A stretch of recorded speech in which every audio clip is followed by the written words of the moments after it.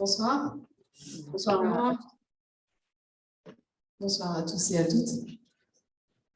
Alors, je suis Céline Thierry-Martinez, je suis la présidente de la CLÉ, la coordination pour le lobby européen des femmes.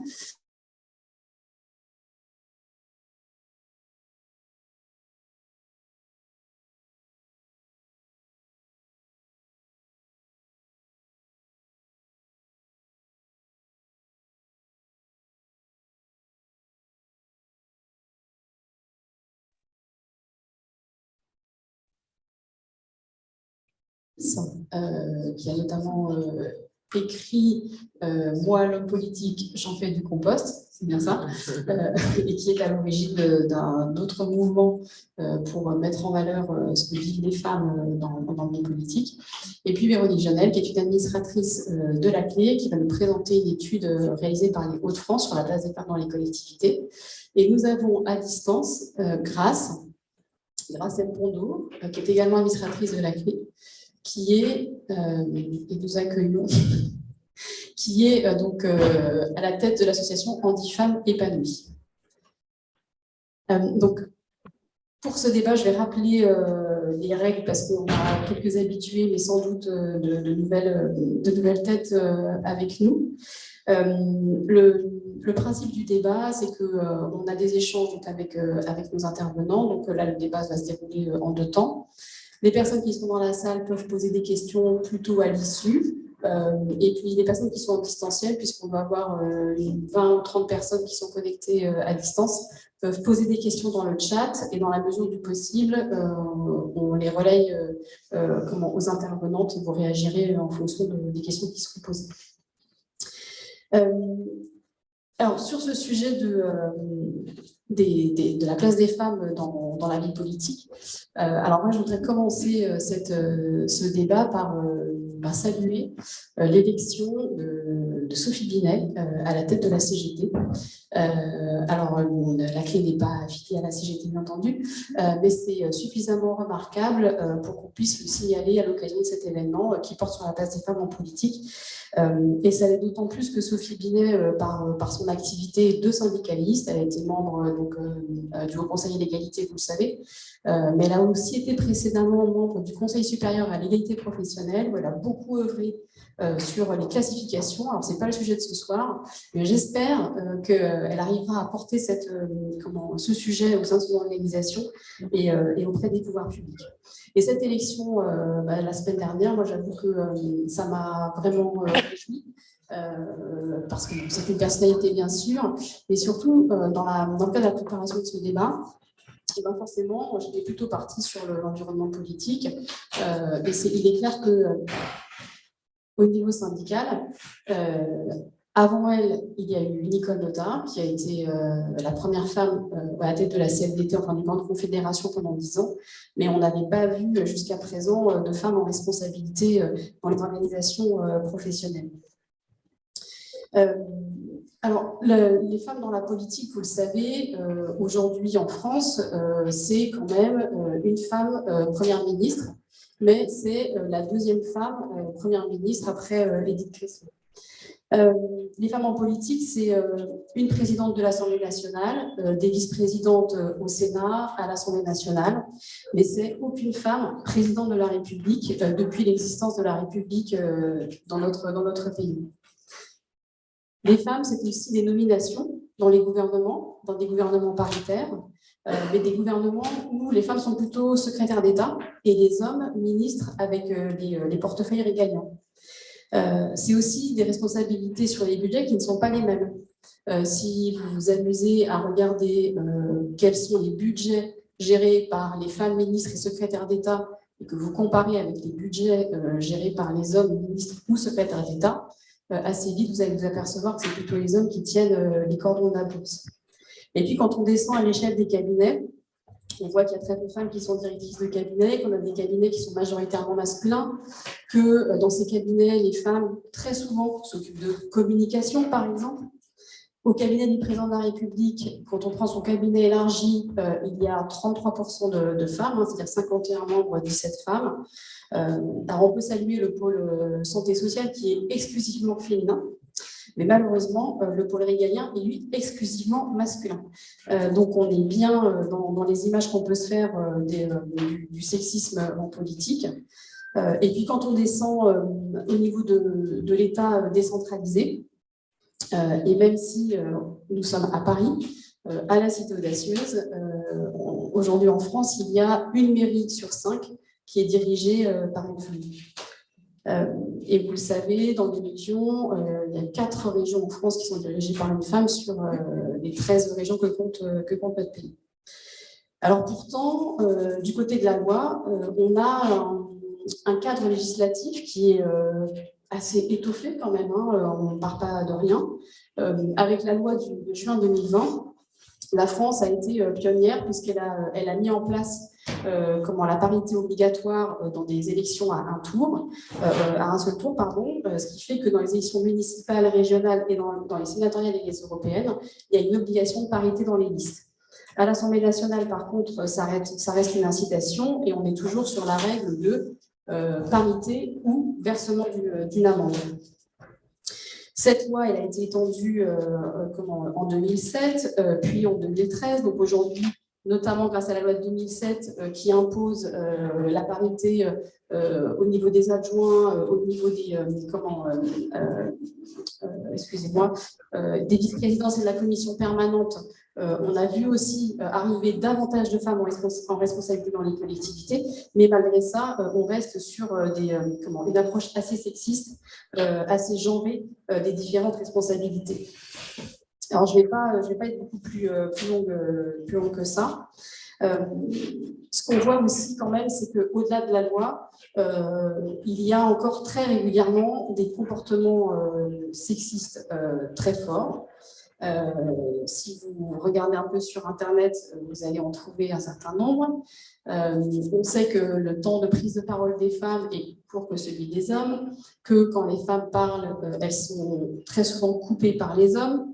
On a vu il n'y a pas très longtemps un ministre de l'Intérieur demander à une journaliste de se calmer parce que tout allait bien se passer. On a vu comment les réseaux sociaux s'enflammer sur la tenue d'une députée LFI, Ercilia Soudet, parce que manifestement, il y a des codes vestimentaires qui assignent les femmes. Donc, toutes ces petites choses qui viennent s'ajouter, qui font le quotidien des femmes en politique, montrent qu'au-delà de la loi et du nombre, il y a un vrai sujet sur être une femme en politique. Alors, pour aborder ce débat, on va faire donc un peu en 2 temps, de façon assez simple. Je vais demander à nos intervenantes de nous brosser un peu ce qu'elles vivent, soit parce qu'elles sont engagées dans leurs associations, soit parce qu'elles l'ont constaté dans leur quotidien, soit parce qu'en tant que femmes élues, elles y sont confrontées régulièrement. Ça, on va faire ça dans un premier temps, puis on viendra sur ce qu'on pourrait faire, sur ce qu'on pourrait changer pour justement que les choses changent. Pour rentrer dans le vif du sujet, mais très très vif du sujet, je vais donner la parole à Mathilde Viau.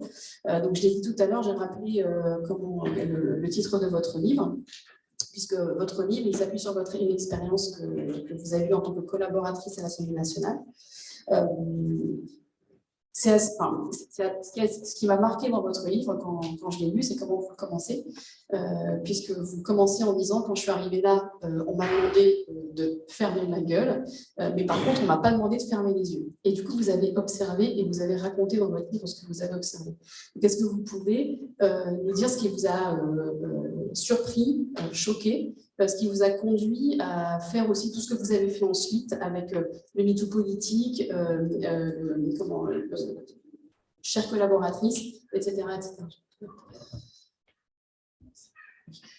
Bonjour à toutes, merci pour votre invitation.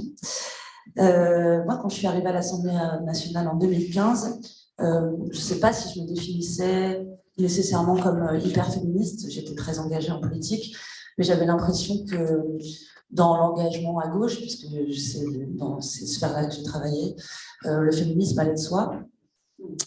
Évidemment, non. Et donc, j'ai été assez désillusionnée rapidement. Moi, je travaillais à l'époque pour moi et ma mère quand je suis arrivée, et donc dans le groupe des Verts, où très rapidement l'affaire Bopin a éclaté en 2016, un mois après mon arrivée, et où on a constaté une aggravation très très claire en fait du climat, puisque au moment de l'affaire Bopin, tous les mécanismes de résistance qu'on voit maintenant, qu'on a pu voir avec Mélenchon, par exemple, quand il défend Quatennens, ont existé. Et c'est-à-dire que nos collègues, notre environnement de travail, les autres députés, etc., minimisaient la parole des 14 femmes qui avaient porté plainte contre Denis Baupin, décrédibilisaient toute la parole en fait, des femmes, disaient que c'était pas vraiment de la faute de Baupin, mais que c'était de la faute de son épouse. Enfin bref, donc des choses, des propos qui étaient tenus, qui étaient absolument inqualifiables et qui nous a semblé insupportables. C'est la raison pour laquelle on a décidé à plusieurs de monter Chères collaboratrices. À l'époque, MeToo n'existait pas encore, j'en étais en 2016, et donc on voulait recueillir des témoignages anonymes de femmes sur des hommes. En fait, on a anonymisé tout cela puisque le MeToo ne permettait pas, enfin, MeToo n'étant pas encore passé, la stratégie en fait de pointer réellement du doigt et de se sentir suffisamment solide et forte et ensemble pour pouvoir vraiment demander la fin de l'impunité et aux hommes précisément, nommément, de prendre leurs responsabilités, c'est quelque chose qu'on ne pouvait pas encore faire. On a été extrêmement violemment reçus à l'Assemblée nationale quand on a monté ça. Il faut bien voir qu'il s'agit d'un milieu dans lequel les codes de la bourgeoisie, enfin voilà, du sexisme, etc., sont extrêmement présents. Et c'est ça qui m'a frappée, et c'est aussi pour ça que j'ai voulu écrire ce bouquin, c'est parce que, en réalité, l'endogamie pure qui existe à l'Assemblée nationale, c'est-à-dire que ce soit dans les décors, la survalorisation d'une forme, et encore une fois, je le relie à la bourgeoisie, mais la masculinité prospère là-dedans, avec beaucoup de possibilités, puisqu'en fait, c'est un milieu dans lequel on ne peut pas parler, qui refuse en fait qu'on parle des agressions, et souvent ils considèrent en réalité que cette forme de violence-là, quand on parle de violence sexuelle, ils entendent sexe, et donc du coup c'est comme si on parlait d'un tabou, de quelque chose de sale, de pornographique, alors qu'en réalité on parle de violence et de domination pure, parce que c'est ça qui se passe. Et donc voilà. Moi, j'ai vraiment l'impression que la représentation du pouvoir qu'on a en France, en particulier, mais pas qu'en France, et c'est assez international, et on l'a vu avec une émergence un peu, voilà, de la masculinisation de la vie politique, avec Trump, avec Erdogan, avec des propos qui sont comme ça. Quand on revient dans les années 60, c'était pas exactement la même violence qui se dégageait à l'endroit des femmes, c'était pas aussi outrageant.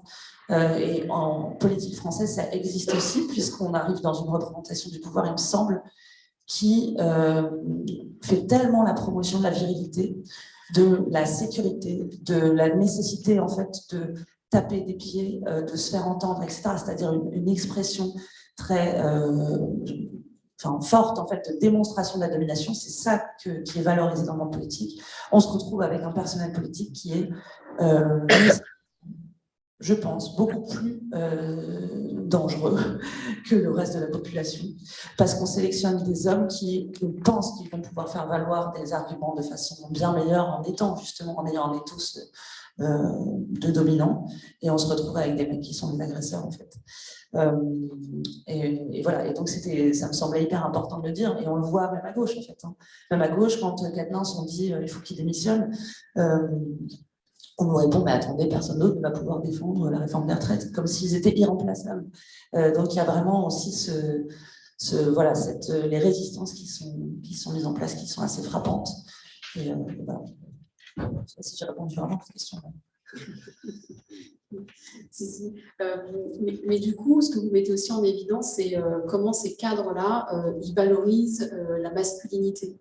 Et ça, je pense que peut-être vous pouvez revenir sur ce point-là, c'est-à-dire c'est quoi les attributs de la masculinité et comment ils s'expriment finalement dans ce cadre-là, et peut-être pourquoi plus particulièrement au sein de l'Assemblée nationale, enfin au sein du Parlement. Les attributs de la virilité, c'est un peu ce que je disais, c'est ce rapport-là à la domination, etc. Mais c'est aussi tout un système en fait qui existe, qui fait que par exemple à l'Assemblée nationale, les micros sont réglés pour les voix des hommes, ce qui change considérablement la qualité d'écoute qu'on peut avoir. quand c'est une femme qui prend la parole, alors que franchement, dans n'importe quelle assemblée, n'importe quel ingénieur du son est capable de changer ça, quoi, pour faire en sorte que... Et donc, du coup, cette parole, la parole des femmes est mal entendue, il y a du chahut. Et donc, en fait, il y a une vraie décrédibilisation permanente dans cette virilité-là. C'est aussi ça. C'est-à-dire parler aux hommes de politique, parler aux femmes des vacances. Parler aux hommes de politique, parler aux femmes de sa robe. Parler aux hommes de politique, parler aux femmes de ses gosses, etc. C'est toujours ça. C'est-à-dire les femmes sont exclues de la discussion politique. Et quand elles ne le sont pas... c'est ce qu'on verra peut-être avec vous, mais elles sont de toute façon rattachées à des sujets qui ont trait à la vulnérabilité. On considère qu'elles ne sont pas capables de s'occuper de sujets qui sont justement la prolongation phallique de l'État, c'est-à-dire le budget, l'armée, etc. Et donc voilà, on a réalisé un sondage avec chères collaboratrices, le collectif qu'on avait monté en 2019, qui faisait la démonstration qu'une femme sur deux avait eu des propos déplacés, une femme sur trois avait eu des insultes misogynes, et une femme sur cinq avait été agressée sexuellement à l'Assemblée nationale. C'est énorme dans un collectif de travail. L'Assemblée nationale refuse, et moi je pense qu'en réalité, avec chères collaboratrices, on aurait dû les attaquer en justice pour non-respect de leurs obligations de sécurité envers les femmes, en fait. Et il est encore temps, si des gens m'entendent et veulent le faire, moi je veux bien les aider. Parce que c'est vraiment quelque chose qui a été mis sous le tapis. Ils refusent de faire des enquêtes de victimation. Pour le moment, c'est toujours pas fait. Donc nous, notre travail, en fait, normalement, ça devrait être à l'institution de porter. La seule réaction qui nous a été, on a été auditionnés, etc. Mais la seule réaction qui nous a été le plus largement opposée, c'était vraiment vous jeter l'opprobre sur l'institution, comme si c'était nous et non pas les mecs qui se comportent mal, qui viennent abîmer la fonction. Et c'est un peu ce qu'on a vu aussi avec l'affaire Abad, en fait, où on considérait que voilà, les féministes hystériques abîmaient la fonction de secrétaire d'État, alors qu'en réalité, c'est eux qui avaient un mépris total. Il était dans l'incapacité totale de pouvoir exercer sereinement ses fonctions, parce que de toute façon, on allait l'interrompre tout le temps pour lui parler de ça. Et il est quand même resté trop longtemps au pouvoir. Ça traduit quand même aussi une forme de mépris de l'État, c'est-à-dire de la fonction qu'il était censé remplir, qui est complètement hallucinante dans la mesure où il était incapable de travailler correctement et qu'il était maintenu. Alors, on va continuer cet état des lieux avec Grace, qui doit être anonyme. Grace, est-ce que tu nous entends et est-ce qu'on peut ouvrir le micro de Grace El-Bondo? Oui, je vous entends très bien. Merci d'être à distance avec nous ce soir. Toi, Grace, tu es présidente de l'association Handi-Femmes épanouies et tu vas nous parler des difficultés rencontrées par les femmes en situation de handicap. Oui, bonsoir à toutes et tous. Je pense qu'il y a des hommes, je pense bien. Mais par contre, je voulais juste montrer quelque chose. Comme je suis une femme en situation de handicap et je suis en politique et j'ai déjà été élue et j'étais tête de liste européenne. Donc, je voulais soulever quelque chose qui va vous faire peut-être rebondir. Quand on m'a mis tête de liste européenne sur Outre-mer, la première question, c'était parce qu'on devait faire absolument pour le handicap. Je ne sais pas si vous voyez ce que je veux vous dire. Ce n'était pas parce que j'étais tête de liste. Beaucoup d'hommes ou beaucoup de personnes ont pensé que j'étais tête de liste parce qu'il fallait avoir, comme si on peut avoir une élue, quelqu'un qui est député, mais député pour le handicap. Et ça m'avait beaucoup tiqueté. Donc, je reviens aussi sur, en tant que femme handicapée et qui ne se laisse pas faire, je suis la fondatrice de Handi-Femmes épanouies.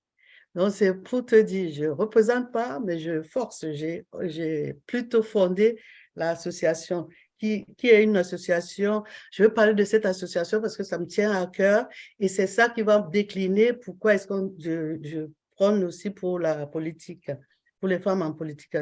Alors, je disais que c'est une association qui prône une meilleure vie sociale.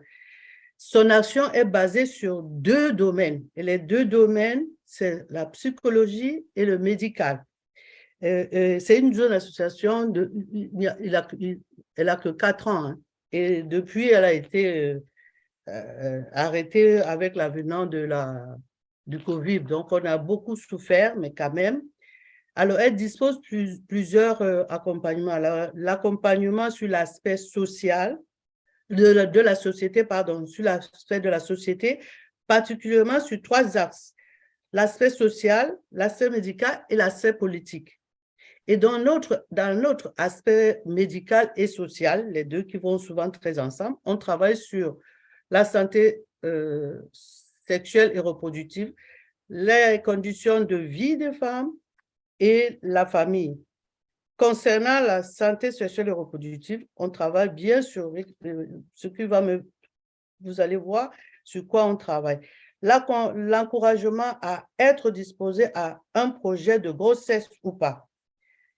Et on apporte aussi les informations, les messages, la prévention et les messages. Et on travaille sur les conditions de vie. On lutte contre toute violence subie par les femmes. Handicapées, bien sûr, mais pas les autres. Concernant la famille, on est parti sur le non-renoncement de femmes handicapées en vue de couple. Et donc, sur l'aspect politique, bien évidemment, c'est la participation, l'encouragement à la participation en cette vie. Je veux vous épargner de ce qu'on a déjà fait, ou si ça vous intéresse, je peux en parler rapidement. Dire que depuis qu'on est en train de travailler, on travaille globalement sur les thèmes psychologiques, dans la prévention, dans les organisations des ateliers. Et là où vous êtes, on nous a accordé une salle sur le côté. Et comme on n'a pas encore fait une salle là, on a été très content d'avoir cette salle, de pouvoir faire nos ateliers. Et alors, finalement, prendre place au niveau dans les interventions internationales et tout ça. Ce qu'on veut par là dire, c'est qu'il ne faut pas que ça soit que la clé qui gère cette ambition de nous mettre en avant, de nous faire les interventions, de nous montrer, d'effacer notre invisibilité. C'est ça surtout que je voulais déjà dire. On souhaite que les politiques, les organismes, tout ce monde, les praticiens, tout le monde nous prenne en charge pour qu'on puisse travailler avec eux. Alors, si on revient sur le contexte de la place des femmes en politique aujourd'hui, à nos jours, 15% vit sur une forme de handicap. Mais qui c'est qui est beaucoup plus ancré sur le problème, c'est les femmes en situation de handicap, parce que 1 sur 5 de plus de 18 ans vit avec un handicap. C'est quelque chose de difficile à admettre. En politique, si je vous ramène en politique, vous allez voir que ce n'est même pas à expliquer. Parce que selon le rapport phare des Nations Unies, les données disponibles montrent qu'il existe une faible participation, une faible représentation de femmes handicapées dans tous les domaines. Si je commence à dire tout simplement, au poste de direction, dans les organismes même des personnes handicapées, dans les mécanismes d'organisation des nations en matière de handicap, même pour là, on n'existe pas. Alors, si je reviens sur ce qui nous intéresse, même l'égalité femmes-hommes, au niveau politique, qui est prôné, qu'on en parle partout, la femme handicapée n'a même pas une place pour compter dans cet aspect-là du fait qu'il faut avoir une femme, parmi les femmes. Je ne suis pas en train de nous mettre en concurrence, mais je veux dire qu'on n'en pense même pas. Et si on se pointe comme moi, on cherche toujours quelque chose qui va correspondre à l'handicap pour pouvoir lui donner une petite place. Donc, l'invisibilité et l'absence de statistiques au niveau mondial imposées aux femmes handicapées les exclut vraiment dans la vue en politique. Il y a même pas de débat, mais il faut en débattre. Donc, je dis que c'est les rares femmes comme moi qui s'imposent, qui ne lâchent pas, qui cherchent à dire. Quand on ne les prend, comme j'ai dit tout à l'heure, on essaie de réduire des rôles à finalité, je ne sais pas comment vous expliquer ça, qui n'a pas de besoin, qui n'a pas de rythme, tout simplement pour satisfaire les besoins arithmétiques qu'on est en train de faire. On essaie de la placer pour dire à quoi au moins si on en a une ou deux. Et dans tout le monde entier, on n'existe pas. Alors, si je te laisse parler d'abord, Céline, parce que… Ok, tu as terminé. Non, Ouais. oui, j'ai terminé déjà le constat qui est tellement euh, scandaleuse que, enfin, la situation, je ne le dis pas le constat, la situation qui est scandaleuse, qui est révoltante, voilà, qui demande à être remédiée, quoi. Je ne peux pas dire plus pour l'instant. Alors, Grâce, tu m'offres une transition vraiment idéale parce que tu as évoqué deux choses. Tu as évoqué l'invisibilisation des femmes en situation de handicap par le manque de données, puisque tant qu'on n'a pas de chiffres, en fait, les problèmes n'existent pas. Et puis, tu as évoqué aussi le fait que finalement, on renvoie les femmes handicapées à une certaine utilité, en tout cas à celle qu'on projette des femmes handicapées. Donc, ce que tu évoquais là, c'est le fait qu'on les mette sur des listes, parce qu'à un moment donné, on se dit que peut-être ça peut faire gagner quelques voix. Par rapport à ces chiffres, justement, je vais passer la parole à Véronique Genel, puisque dans les Hauts-de-France, vous avez réalisé une étude. Voilà, c'est une étude nationale, mais en tout cas, dans les Hauts-de-France, vous avez des données qui permettent de montrer comment les femmes, finalement, occupent, une fois qu'elles sont élues, elles occupent leur poste, quelles sont les délégations qu'on leur confie. Et est-ce que tout ça est genré, sexiste? Pas trop. Je peux peut-être en même temps mettre la présentation que j'avais préparée avec Charlène, qui est ici présente, qui a travaillé beaucoup sur cette étude. Je la remercie. Donc, c'est la Marianne de la parité qui a été imaginée par elles aussi, qui milite pour la parité dans les instances élues.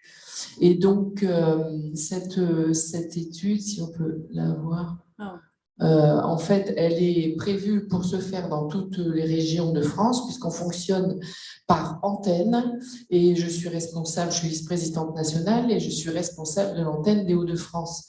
Et du coup, on s'était mis vraiment comme objectif de voir la parité aujourd'hui, en 2022-2023, dans les intercommunalités, puisque dans les intercommunalités, il n'y a pas de loi qui exige que dans les exécutifs, il y ait autant de femmes que d'hommes dans les listes. Donc on est parti sur la collecte des données dans les intercommunalités. On a préparé un barème au niveau national pour voir déjà un petit peu la configuration des EPCI, comment elles se présentaient, combien de femmes il y avait les proportions de femmes au niveau des assemblées, et puis ensuite combien parvenaient dans les bureaux exécutifs. Et puis, donc, à partir de là, on donnait un certain nombre de points concernant les délégations. Donc ça, c'était un petit peu une photographie, un état des lieux. Et puis après, il y avait des normes, des critères concernant la politique publique d'égalité. Ça ajoutait aussi des points. Donc ici, on a eu donc 5 remises à partir de l'ensemble de l'étude. À l'heure d'aujourd'hui, on distribue les trophées dans les autres régions, mais nous, on a terminé. Et donc, l'idée, c'était est-ce que les femmes ont pris leur place dans les intercommunalités? C'est une opération qui permet justement une visibilité, de mettre en valeur les femmes. Et c'était des études, on en fait tout le temps, à chaque élection. On fait des études pour voir combien de femmes parviennent au poste de maire, etc. Mais ici, pour ce qui était de ce qu'on appelle la Marianne, c'est vraiment donner une visibilité justement au rôle des femmes dans la politique et dans les EPCI. Donc, on a un projet qui a une marraine et un parrain, donc des personnalités politiques pour ce qui était des Hauts-de-France, Odette Durier et Jean-René Le Cerf. On a un principe de pluralité à elles aussi, donc on doit à chaque fois avoir des personnes de tous les bords, en fait, quand on fait des rencontres. Tu veux passer à la suite? On va essayer de passer vite. Donc, on voit tout de suite, au niveau de la parité, si vous regardez, là, ce sont les EPCI, répartition par département, puisqu'il y avait les EPCI, les communautés de communes, les communautés d'agglo les communautés urbaines et les métropoles. Donc ça, c'est l'ensemble. Vous voyez, ça nous fait 90 EPCI en tout, si je ne me trompe pas. On peut passer à la suite. Là, on voit la proportion des femmes présidentes, déjà d'entrée. On voit tout de suite que le Nord n'a pas de femmes présidentes. Et puis après, c'est tout petit, quoi. On voit même au niveau de la région, 77 hommes présidents d'intercommunalité pour 13 femmes. Donc, tout de suite, ça se voit. Ensuite, ça se répartit un peu difficilement. On a un petit sursaut dans l'Oise avec 6 femmes présidentes. Mais sinon, franchement, il faut les chercher. À ce niveau, tu peux passer à la suite. Donc, l'effet miroir, on appelle ça entre l'Assemblée et l'exécutif, c'est-à-dire on a un ensemble de femmes qui sont élues conseillères communautaires, c'est-à-dire elles sont élues maires au départ ou conseillères communautaires, et puis après, comment elles se retrouvent ensuite dans les exécutifs, eh bien, c'est pas facile du tout. Nombre de femmes dans les EPCI, on a un grand nombre dans les communautés de communes, vous voyez, on arrive à 1204, et puis finalement, on arrive à des présidentes, et bien, c'est tout plat. Hein. Vice-présidente, il y a une petite proportion, mais c'est franchement, on est loin de la parité dans les EPCI. On peut passer à la suite. Le principe, donc ici, pour les 90 EPCI, en effet, il y a un comportement qui est pas facile du tout, puisque les femmes, eh bien, elles doivent toujours s'imposer. Et ici, on avait pris une phrase de Valérie Pécresse, qu'il fallait baisser le ton, pouvoir chuchoter. Quand les types hurlent, si un homme crie, c'est qu'il a du caractère, que c'est un chef. Une femme qui s'emporte, c'est une hystérie. Donc ça, c'est vraiment une phrase de collector. Hein, on l'a reprise, on peut continuer. Alors, pour donner un petit peu une idée, eh bien, on a... alors, j'ai pris les camemberts du Nord, mais sensiblement, c'est pareil partout. On a à chaque fois les 3/4 d'hommes dans les exécutifs pour un quart de femmes. Alors que dans les assemblées, on a quand même plus de femmes qui ont été élues maires et elles ont un peu progressé par rapport à 2015. Bon, j'ai oublié de dire que c'était la 3e fois où on faisait des mariages de la parité. Et la première, c'était en 2011 avec les communes. Ensuite, en 2015, on a fait pour les intercommunalités. C'est toujours là où il n'y a pas la parité obligatoire. Et après, il y a eu la loi NOTRe, donc ça a changé les configurations. Donc, il y a encore eu une évolution. On peut continuer. Voilà. Alors, comme j'expliquais tout à l'heure, on regardait en premier un peu l'état des lieux, la parité, les postes à haute responsabilité dans les exécutifs, et puis la politique publique de collectivité, s'il y avait des délégations à l'égalité, s'il y avait un plan d'action pour l'égalité, et s'il y avait une signature de la Charte européenne. Ça donnait aussi des points. Donc, on arrive à une note sur 100.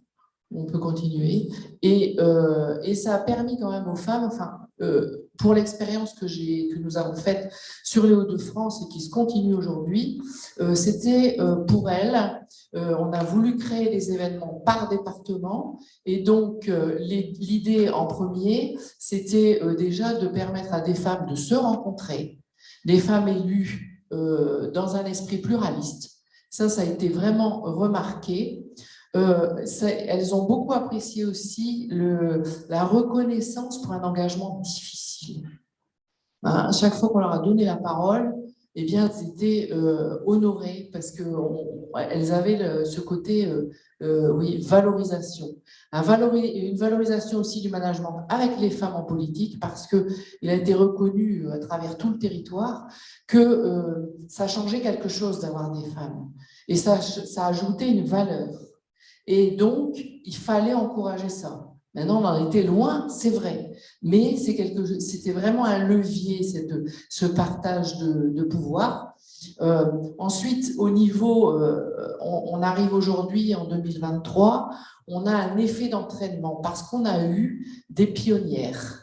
Et ces pionnières, il y a 10, 15, 20 ans, elles ont créé un chemin. Elles ont essuyé des plâtres. Et aujourd'hui, elles ont montré un chemin, un modèle. Et elles emmènent les jeunes aujourd'hui. Ça, on l'a vraiment expérimenté dans notre tournée des 5 départements, le côté mentorat des mères qui étaient déjà en place depuis longtemps, des femmes mères qui étaient en place depuis longtemps, qui emmenaient, qui sollicitaient, qui incitaient, qui assistaient auprès de jeunes pour s'engager dans la politique parce que ce n'était pas facile. Valoriser leurs actions, leurs initiatives, leurs méthodes, ça c'est aussi un plus grâce à la Marianne. Et après, ce qui a été très apprécié, c'était qu'on valorisait leur audace d'entreprendre et leur courage de durer. Qui peut passer.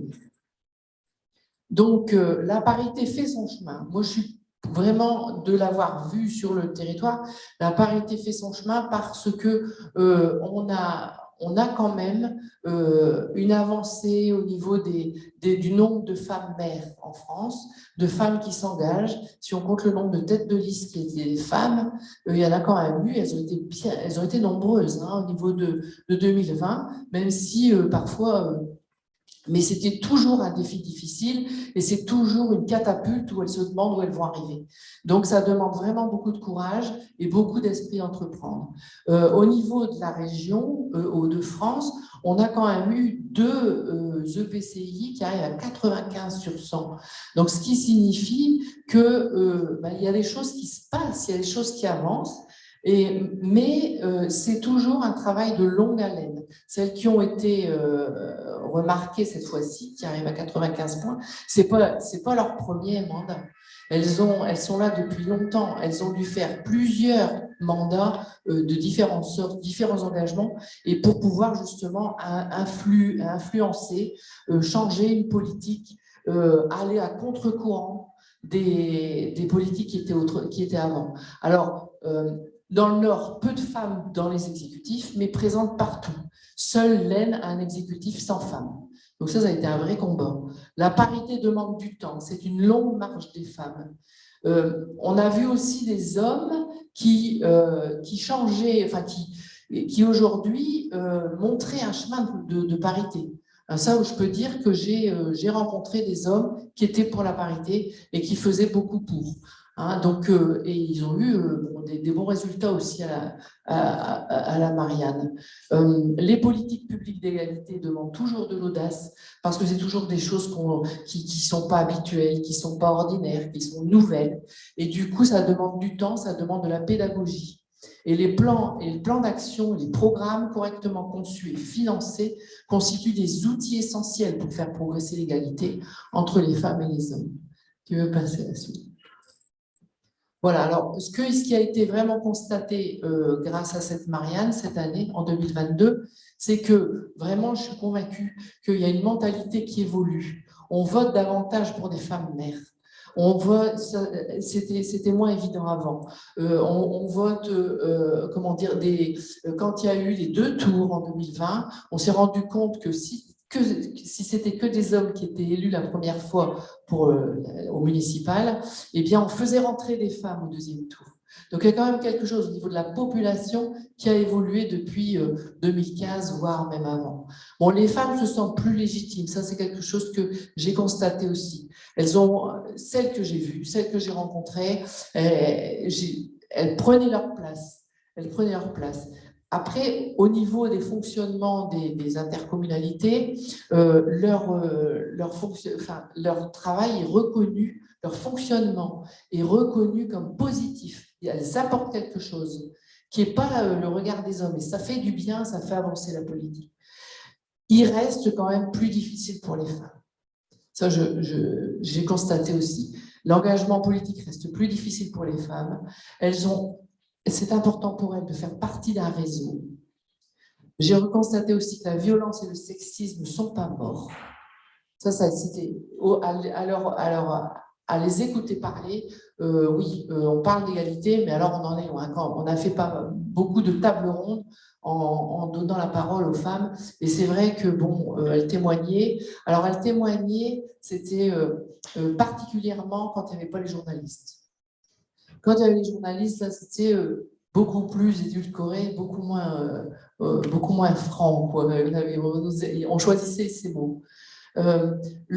Donc, on avait cette histoire de cumul des mandats qui est toujours un problème au niveau, on dit on ne faut pas de cumul, etc.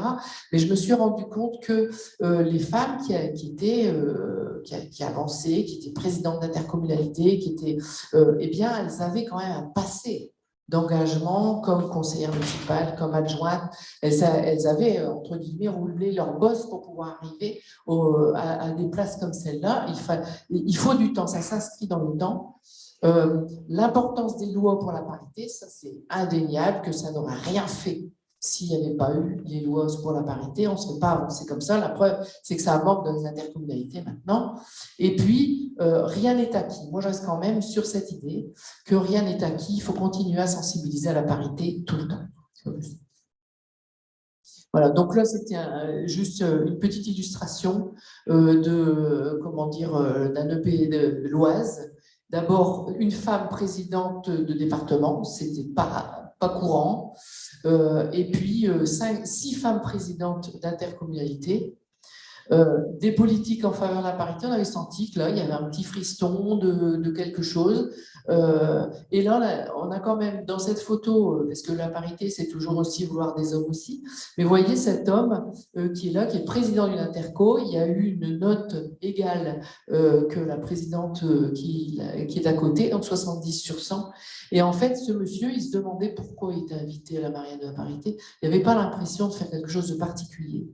Donc, c'était vraiment enraciné chez lui de vouloir faire travailler autant les femmes que les hommes. Donc, c'est quand on arrivera à ça partout, eh bien, on aura une chance, en fait, de vraiment faire évoluer les choses. Mais je crois que c'est pour faire évoluer deux. C'est pas faire évoluer que les femmes, c'est faire évoluer les femmes et les hommes.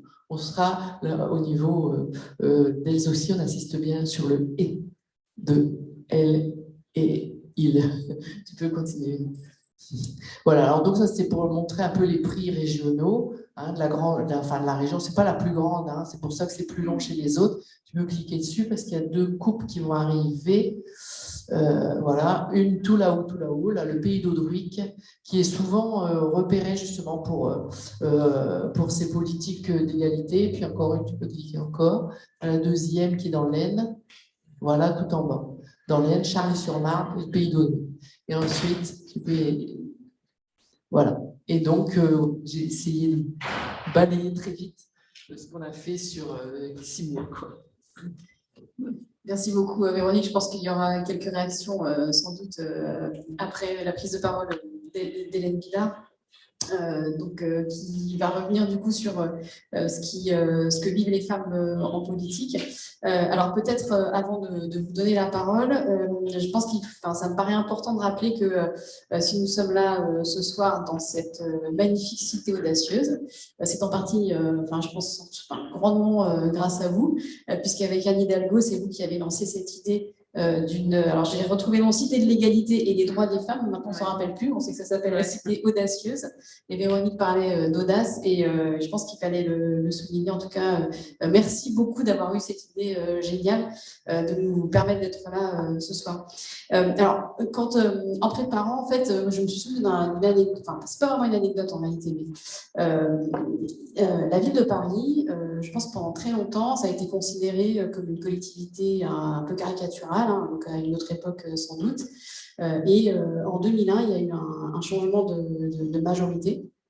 Et on a vu dans cette collectivité apparaître des choses qui remuaient un peu, je pense qu'ils venaient vraiment secouer le landerneau politique. Je me souviens des quelques débats qu'il y avait eu quand Bertrand Delanoë avait annoncé la création du bureau des temps, que certains journalistes avaient rebaptisé, je ne dirais pas comment, mais qui avait été rebaptisé de façon évidemment négative. Mais le bureau des temps, par exemple, avait pour vocation de réfléchir à l'organisation du temps des femmes au sein de la ville, ce qui était vraiment à l'époque presque révolutionnaire en fait. Et puis, la ville de Paris, elle a beaucoup valorisé les femmes. Il y a quelques temps, il y avait une exposition au musée Carnavalet qui s'appelait donc Femmes parisiennes. Je ne sais pas si vous avez eu l'occasion d'y aller. Il y avait, Femmes citoyennes, pardon, parisiennes citoyennes, exactement. Il y avait une animation donc, sur un écran où on avait la possibilité de regarder quelle était la place des femmes dans les différents conseils de Paris. crois, depuis presque 200 ans probablement. Et on voyait très nettement, à partir de 2001, une arrivée en force des femmes au sein du Conseil. Donc, je voulais le souligner, parce que c'est assez remarquable. Mais néanmoins, quand on a échangé là sur ce débat, il vous paraissait utile de venir parler de la place des femmes en politique et de nous faire part de votre expérience et sans doute davantage. Ouais. Alors oui, ma simple expérience, sachant que voilà, elle est datée puisque moi, je suis élue en 2008, donc la loi est déjà existante, déjà mise en œuvre.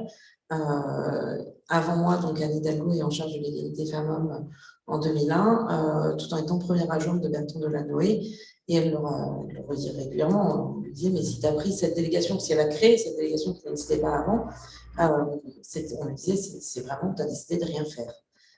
C'était ça ce que pouvait lui dire, tu as décidé de rien faire, pourquoi tu fais ça, voilà, prends quelque chose au sérieux quand même.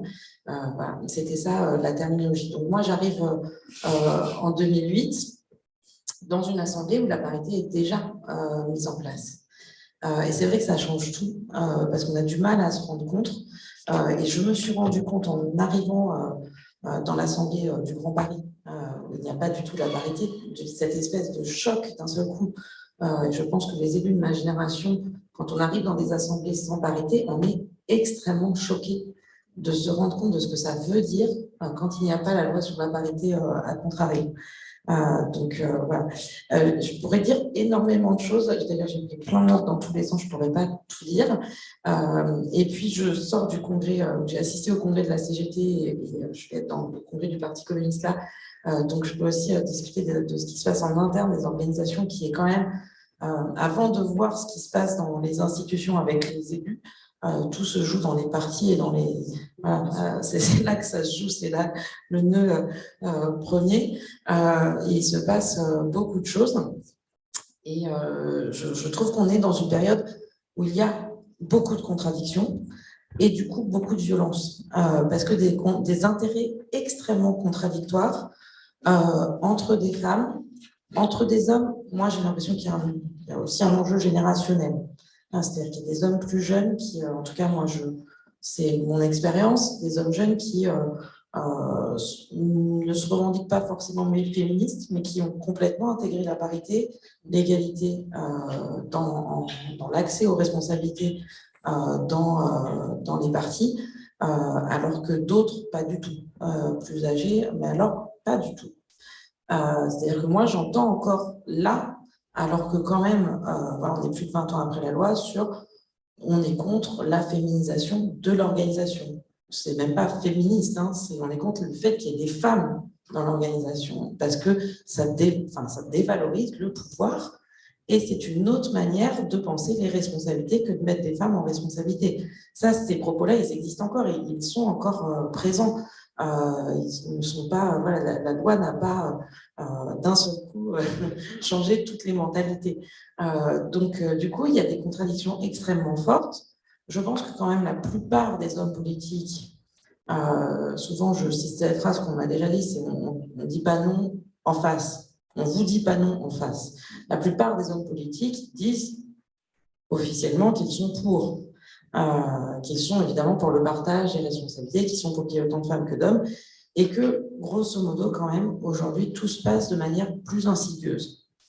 Mais plus les femmes luttent contre les violences, plus derrière, ça veut dire qu'elles réclament l'égalité, évidemment, c'est évidemment lié, plus on sent, je trouve, des résistances. Du coup, je vais en venir je ne vais pas faire une psychothérapie devant vous tout de suite, mais je vais en venir avec quelques notes qui m'ont fait réagir. D'abord, je pense aussi que des femmes plus jeunes, pour lesquelles qui n'ont pas vécu les combats pour la loi sur la parité, moi j'en entends beaucoup être dans l'incompréhension de la loi sur la parité et être encore dans des phrases que je pense que vous avez entendu au moment de la mise en place de la loi sur mais moi je veux être là pour mes compétences et pas parce que je suis une femme. Ça, on l'entend encore beaucoup.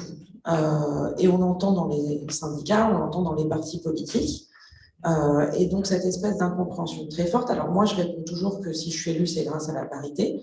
Et je l'assume et je le dis dans mon parti, au Conseil de Paris, partout. Mais je le dis toujours, si vous êtes là, mesdames, c'est parce qu'il y a la loi sur la parité. Vous ne seriez pas là et moi non plus, en fait. C'est ça la réalité des prix. Mais je crois qu'il y a, si ces femmes-là disent encore qu'elles veulent être retenues pour leurs compétences et pas pour la parité, c'est qu'elles ont intégré le fait de dévaloriser la loi sur la parité, de dévaloriser la parité. C'est-à-dire que ce serait négatif d'être là parce qu'il y a la parité. Et donc ça, je trouve que c'est intéressant et ça veut dire qu'il faut comprendre qu'il y a encore de la pédagogie, en effet, toujours à faire sur ça. Ensuite, fondamentalement, oui, je pense qu'il y a plein de femmes qui emmènent d'autres jeunes femmes. Pour autant, c'est compliqué, mais je vais en revenir après, parce que je ne suis pas sûre que les femmes en responsabilité en politique, en fait, tout le monde voit bien, malgré l'attrait de la responsabilité, d'être en direction, etc., tout le monde voit bien les violences dont on est victime quand même. Les violences symboliques, l'isolement, le fait qu'on doit être plus présent, travailler plus, etc. Je vais détailler un peu, mais je ne suis pas sûre qu'on donne tant que ça envie aux jeunes de s'engager. Donc, on est toujours en train d'essayer de travailler à la suite, à trouver des jeunes, à trouver des alliés, à faire monter d'autres femmes en responsabilité, mais c'est quand même, on est toujours dans cette contradiction-là. Pour moi, évidemment, l'enjeu, c'est les scrutins uninominaux, que ce soit en interne des partis, en interne des syndicats, en interne des associations, en interne dans les élections, ou aux élections, c'est le scrutin uninominal qui reste la difficulté pour les femmes. Et à chaque fois qu'on est sur des listes, on arrive à s'en sortir. Et je trouvais très, très intéressant sur le fait que vous avez décrit sur le fait qu'en fait, il faut cumuler pour arriver à réussir, ce qui pour moi va totalement à l'encontre de mon engagement politique et que en effet que je constate aussi dans les faits. Alors je vais dire une phrase de moi à laquelle je pense souvent dans cette période de congrès d'Yves Rébeau. C'est un homme, mais pour une fois. Yves Rébeau, en parlant de genre espace public, il disait je vais vous révéler le secret des hommes. Et à chaque fois, on est tous impatients de savoir le secret des hommes. Et en fait, c'est vrai, il y a vraiment des secrets des hommes qui s'organisent réellement. Et je pense beaucoup que en fait, les femmes qui arrivent en politique ou dans le syndicalisme ou partout ne pensent pas que les hommes s'organiseraient entre eux, même quand ils sont en contradiction politique les uns avec les autres. C'est-à-dire qu'ils sont en très forte contradiction, ils sont en opposition totale les uns avec les autres, mais quand on en arrive à se répartir les postes, ils s'appellent et ils règlent, et c'est ça leur secret. Ce que nous ne faisons pas, ce qu'on n'oserait pas faire. Mais c'est impressionnant, et alors je pense vraiment que c'est dans les partis, dans les syndicats, mais y compris dans les positions, quand on est dans des positions... c'est-à-dire qu'il y a une cooptation qui s'organise entre hommes, que honnêtement, avant de l'avoir vu, on a du mal à croire l'ampleur du phénomène de cooptation entre hommes. Même moi, à chaque fois, alors je suis très naïve peut-être, mais je découvre très, très régulièrement cette cooptation-là. Des temps organisés en dehors des lieux démocratiques, en non-mixité masculine, systématiquement, quels que soient les partis, entre personnes de différents partis. Et ça, c'est impressionnant aussi de découvrir ce qui s'est passé d'un seul coup en dehors de tout cadre démocratique, etc. Mais des temps en non-mixité et de la cooptation. Et j'insiste, même quand ils sont en désaccord, et ça, c'est vraiment frappant. Et moi, je n'ai jamais vu ça organisé par des femmes pour de la prise de pouvoir. C'est-à-dire que les femmes, elles vont faire, et encore, faut c'est rare, mais quand elles le font, c'est pour pousser une idée, un projet, mais ça n'est pas pour accéder à des postes de pouvoir. Malgré tout, moi, même si je vais redire d'autres choses après, ce qui me frappe aussi, c'est pour ça que je vais parler de contradiction, c'est que même s'il y a cette organisation qui est plutôt souterraine entre hommes en non-mixité, et là, je le redis quand même parce que la non-mixité ne les gêne pas du tout quand elle est masculine, et donc du coup, la non-mixité, là, ça n'a plus de soucis. Malgré tout, moi, je trouve que la parité marche. Alors, à l'échelle humaine, c'est dur, parce que 20 ans, c'est long dans une carrière politique ou syndicale, mais la parité marche. Et moi, j'étais extrêmement émue de voir Sophie Binet élue, une femme féministe, extrêmement émue, d'autant plus que c'était pas gagné. C'était pas, voilà. Même si, voilà, il n'y avait que des femmes en lice. Enfin, c'était voilà, c'était très intéressant, très, très émouvant vraiment à vivre ce temps-là, de voir qu'à la mairie de Paris, finalement, il aura fallu une quinzaine d'années pour élire une femme maire de Paris après la mise en place de la loi. Et là aussi, sans la loi, elle ne serait pas là. Valérie Pécresse, de même. Donc, ça marche, et je crois qu'il faut le dire et le redire. C'est quand même extrêmement frappant de voir à l'échelle de l'histoire, par contre, à quel point ça marche rapidement. Pour nous, c'est dur, mais ça marche rapidement. Et justement, on est passé de « il y avait des pionnières » à « ça devient normal ». Et donc, quand même, ça change tout. Ce que je crois, après, c'est que donc il y a des choses insidieuses. Il y a ce que les hommes, ce qu'ils sont capables comment ils s'organisent, et puis nous, les résistances qu'on peut organiser. Moi, ce que je vois beaucoup, c'est des femmes qui utilisent le travail. C'est le côté thérapie. Des femmes qui utilisent le travail comme protection. Je pense souvent à l'étude de Sophie Pochick sur les inégalités salariales dans la fonction publique, et où elle montre comment, même dans la fonction publique, il y a des inégalités salariales, et comment, en passant les concours, on se protège des inégalités, comment les femmes passent plus de concours, comment elles travaillent plus les concours, etc. Et elles se protègent des inégalités comme ça. Eh bien, je crois que les élus femmes, et encore plus les féministes, on se retrouve de coup à devoir travailler, mais tellement plus les dossiers de fond que les autres élus. C'est impressionnant, vraiment, quoi. Moi, je suis scotchée de voir que moi, je n'ai pas de pause déjeuner, mes collègues en ont.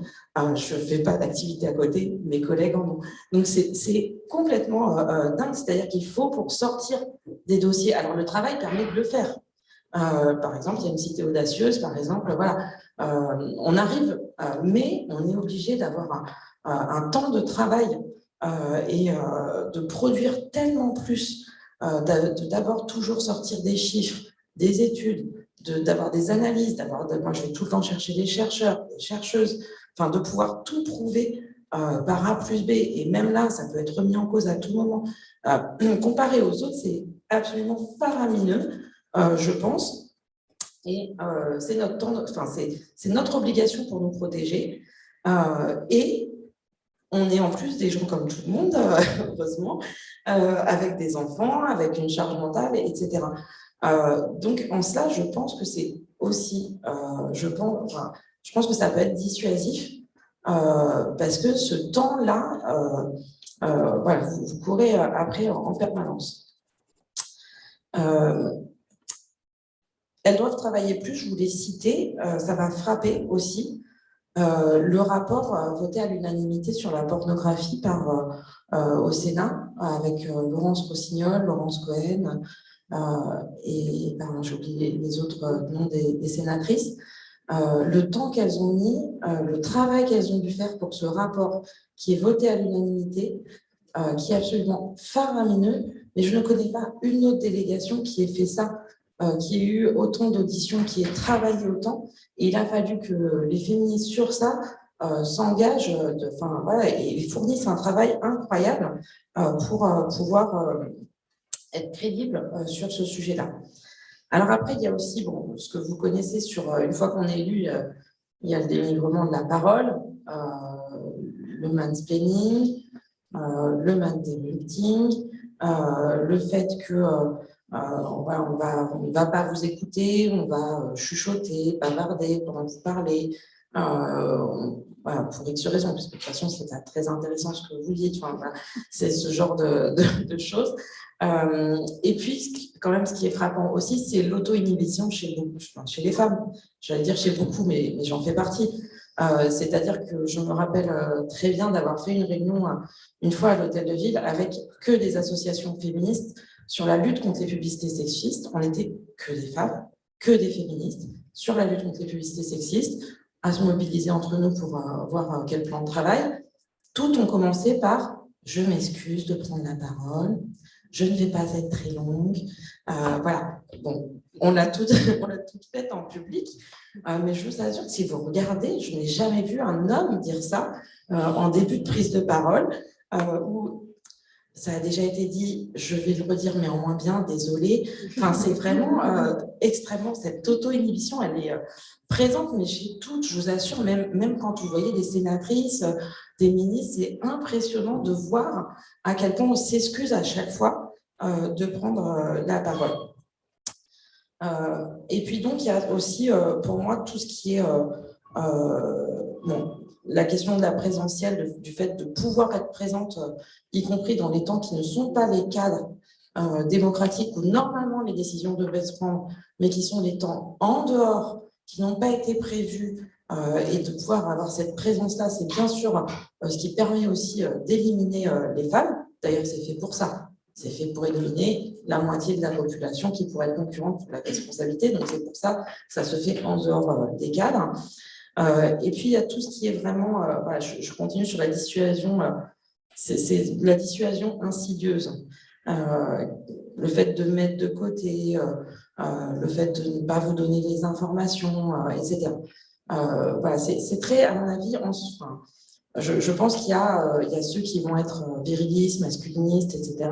Mais il y a aussi tout l'insidieux que vous pouvez avoir et qui, en fait, fait vous laissez tomber, quoi. Enfin, au bout d'un moment, voilà. Et donc, ça aboutit, en fait, puisque c'était le but. Il y a la sexualisation aussi, il y a les violences sexuelles, évidemment, et puis il y a la sexualisation aussi, donc sur comment vous êtes habillé, etc. Je ne vais pas évoquer Playboy, mais c'est tentant, mais je vais me retenir par... voilà. Non, je ne dis pas de mal des autres femmes, je ne dirai rien. Mais du coup, on voit quand même une certaine aliénation, quoi, qui peut aller... voilà, enfin, qui est très dur, je trouve, du coup, pour tout le monde. C'est vrai. J'ai dit beaucoup de choses. Peut-être c'est une dernière chose qui est insidieuse et que je trouve qu'on voit beaucoup, c'est le refus de donner du matrimoine aux femmes politiques. Le refus de dire, c'est de ne pas reconnaître que c'est elles qui ont l'idée, mais de tout le temps leur enlever leur maternité à ce qu'elles ont pu produire. Ça, c'est incessant, c'est permanent. Bon, moi, je l'ai vécu sur le violentomètre, c'est ça tout le temps. J'ai fait une initiative sur la grossophobie, je vais vous raconter ça, juste peut-être ça, parce que c'est assez emblématique. J'ai une initiative pour lutter contre la grossophobie. Personne ne l'avait jamais fait en France. Comme pour le violentomètre, d'ailleurs, on me dit, ça ne marchera pas, ça n'intéresse personne. Voilà, c'est systématique, hein. C'est voilà, les communicants, les autres, voilà, c'est n'importe quoi, etc. L'initiative sur la grossophobie a touché le plus de médias de l'ensemble du mandat de 2014 à 2020. C'est l'initiative qui a fait le plus de médias. Pour un truc qui ne devait pas marcher, c'est dommage. Et on m'a dit ça ne servira à rien. Et ben, après l'initiative, vu la presse que nous avions lue, j'ai écrit au dictionnaire et on avait rentré le mot grossophobie dans le dictionnaire. Quel autre élu a fait ça, sérieusement? Eh bien, on ne m'a jamais rendu le matrimoine, ni dans mon parti, ni en tant qu'élu. Et à chaque fois, je suis scotchée de ça. Je vais commencer par dire, d'habitude, je ne me mets pas en valeur moi, mais parce que je pense qu'on ne fait pas de la politique de la même manière que les hommes. Et je pense que j'aurais eu un collègue qui aurait fait le quart de ça. Des fois, j'en vois, et ils font un déplacement, c'est un truc hallucinant, mise en valeur avec des communiqués de presse, etc. Mais en fait, de quoi on parle, quoi? Et en fait, le matrimoine des femmes politiques est systématiquement effacé. Enfin, ça va très loin, quoi. C'est effacé sur Internet, c'est effacé sur Wikipédia, c'est effacé, enfin, ça va vraiment, c'est effacé dans les médias. Quand vous avez, alors, je trouve qu'on a quand même des médias et des journalistes alliés, parce qu'en fait, il y a de plus en plus de femmes journalistes qui sont nos alliés et qui sont les seuls, mais c'est vrai qu'après, dès que ça peut être effacé, ça l'est. Tout ça pour dire que, je termine par ça, que pour moi, l'enjeu de tout ça, ce qui se cache derrière, c'est la manière d'appréhender le pouvoir. J'entendais un masculiniste l'autre jour dire, surtout, pas de binôme paritaire, c'est inadmissible, il n'en est pas question, c'est la dissolution du pouvoir. Un chef, c'est fait pour cheffer. Qu'est-ce qu'il veut dire derrière? Il a tout à fait compris que derrière les binômes paritaires, j'étais en train de porter le fait de réfléchir à un autre mode de prise de décision et à un autre type de formation politique. Oui, c'est vrai. C'est vrai. Bon, bah, je pense que ça va cacher un peu le truc, mais clairement, le but, ce n'est pas de faire élire des femmes, pour moi, de porter la parité, c'est de faire élire aussi des féministes, parce que toutes les femmes ne sont pas féministes, mais de faire élire des féministes. Et le but pour moi est d'avoir une autre construction de la mise en responsabilité, de la prise de pouvoir, de diriger autrement, en fait. Je me rappelle d'une phrase d'Anne Hidalgo, je termine par ça, qui m'avait frappée et que je redis souvent. Elle disait, mais le but d'avoir des femmes, c'est pas qu'elles soient des hommes politiques comme les autres. Et moi, je me retrouve pleinement là-dessus, en effet. Et pourtant, on peut être emmené. Hein. Enfin, on est emmené dans le truc. Si on veut s'en sortir, voilà, si on veut s'en sortir, on nous demande, on nous dit, mais si tu veux t'en sortir, en gros, il faut que tu sois un homme politique comme les autres. Il faut que tu cumules, en effet. Il faut que tu sois là le soir. Il faut que tu te en imposes, etc. Mais résister à ça est extrêmement dur et pénalisant. Mais le but, c'est de ne pas être un homme politique. C'est d'être une femme féministe politique et donc de faire autrement les prises de décision, les responsabilités. Et je pense que dans le fond, c'est pour ça qu'il y a autant de résistance. Malgré voilà, le fait que la loi avance, etc. S'il y a autant de résistance, c'est qu'ils voient bien derrière que ce qu'on est en train de remettre en cause a un potentiel de transformation de la société qui est énorme en fait. Et plus on avance avec la parité, plus ils voient la remise en cause des privilèges et des pouvoirs organisés uniquement de manière pyramidale. Et c'est ça qui fait, à mon avis, que c'est aussi compliqué en ce moment. Et c'est pour ça qu'à mon avis, on a autant de résistance. Merci. Mathilde, j'ai envie de vous passer le micro parce que j'ai l'impression que vous avez envie de réagir. Ouais. Est-ce que je me trompe? Ouais, exactement. Je suis tout à fait d'accord avec tout ce que tu viens de dire et j'irai peut-être même un peu plus loin. C'est-à-dire que le fait que les hommes se sentent aussi légitimes dans des situations de pouvoir, le fait qu'effectivement ils surcommuniquent, survalorisent le moindre de déplacement, le style qui bouge et hop, ça y est, il faut en faire une story. Enfin bon, on est quand même dans une aussi le fait qu'ils ne soient pas nécessairement compétents, parce que c'est ce que tu disais, il est nécessaire de travailler pour les femmes pour pouvoir justifier sa présence. Pour les hommes, c'est pas vrai. Je vais vous donner un exemple récent, le cas d'Olivier Py au Théâtre du Châtelet, qui est très polémique, qui nécessitait que certains élus de la mairie de Paris et d'autres, et des collaborateurs, travaillent sur l'attribution de cet établissement public à des personnalités voilà, du monde du théâtre, suite à une audition, suite à un vrai travail de concertation sur la base de projets établis solidement, etc. Olivier Py, comme les autres candidates, étaient auditionnés. A priori, ça ne s'est pas hyper bien passé puisque une des personnes qui était censée juger s'est quand même posé la question de savoir s'il était ivre. Donc, C'était pas a priori un succès. Et puis 2 dossiers ont vraiment retenu l'attention des jurys. Elles les ont donc soumis à Anne Hidalgo, qui, contre l'engagement qu'elle avait pris, a décidé de nommer Olivier Py à la tête du Théâtre du Châtelet.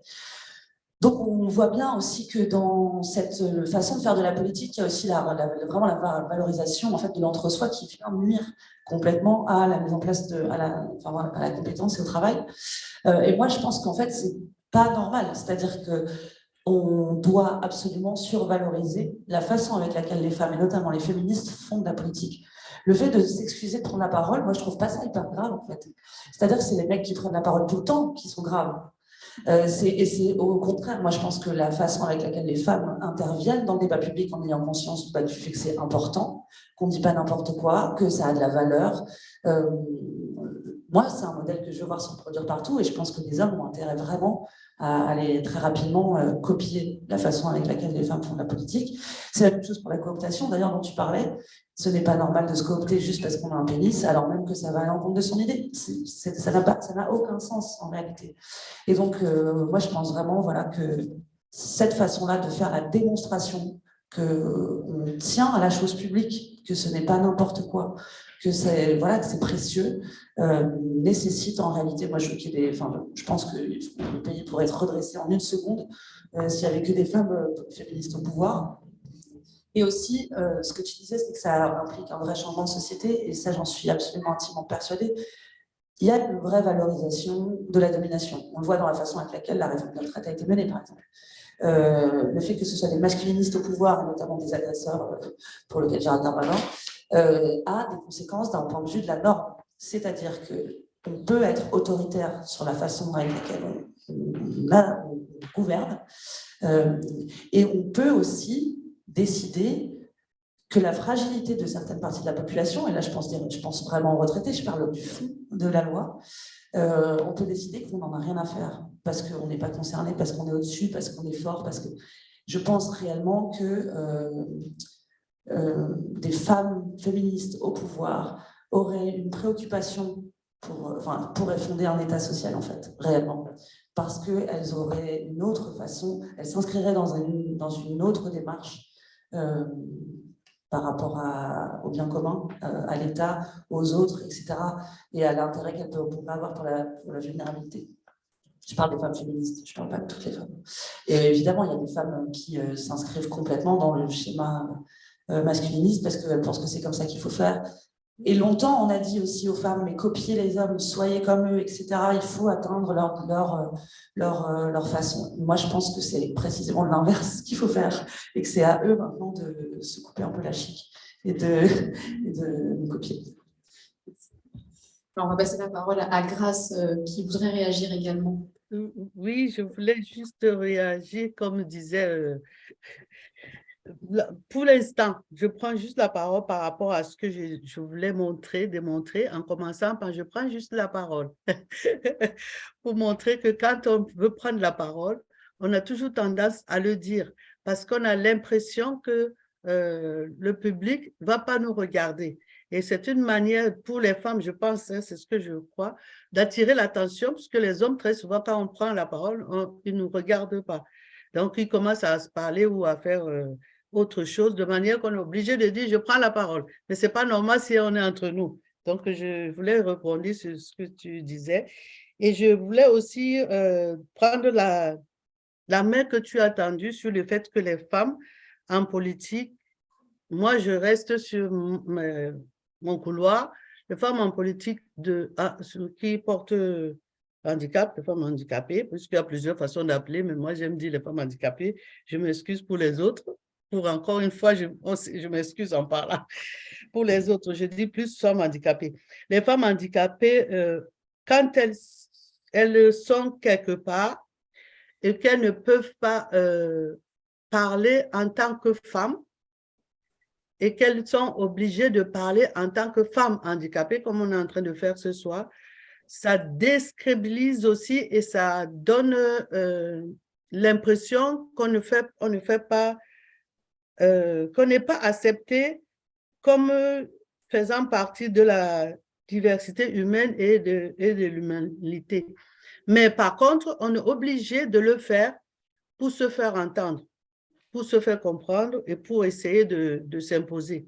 Je pars par rapport à la politique.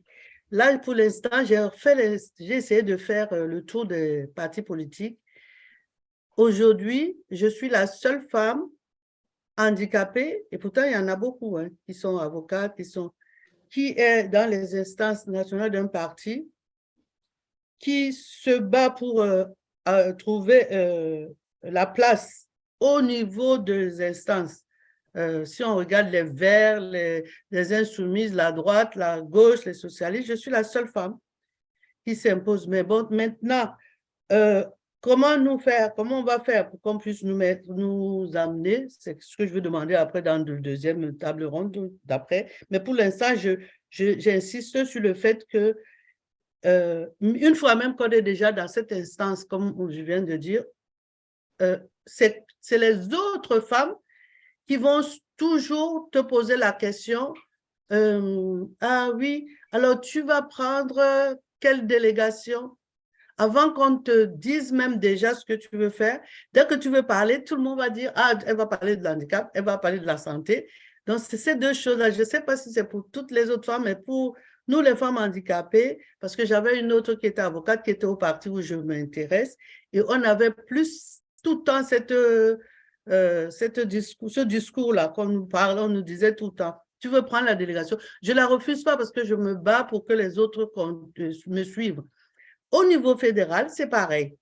Au niveau fédéral, aux instances, tout ce qui est instance fédérale, j'ai essayé de regarder au niveau de tous les partis.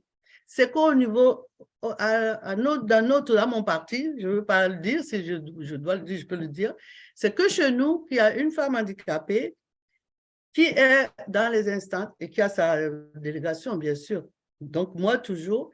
Alors, c'est quelque chose qui me révolte un peu. Et comme ça me révolte beaucoup, je me demande ce que la Convention des droits des personnes handicapées fait. Et ils ont l'article 3 où ils avaient marqué qu'on a droit de vivre dignement, qu'on a droit de voter et d'être élu, qu'on a droit de prendre part aux affaires gouvernementales, qu'on a le droit d'être libre et faire les propres, je ne sais même pas comment dire, le choix de notre, le choix d'être indépendant.